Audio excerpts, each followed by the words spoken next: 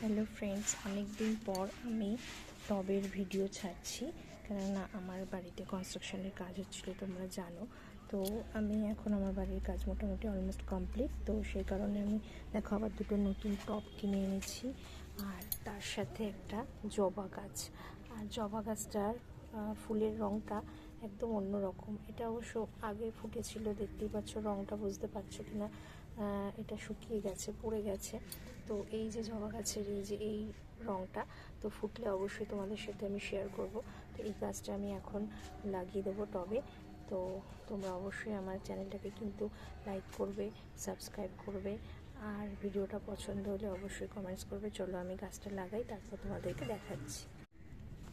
এই দেখো বন্ধুরা, আমার গাছ লাগানো হয়ে গেছে। এই জবা গাছটা আমি টবে পুঁতে দিলাম।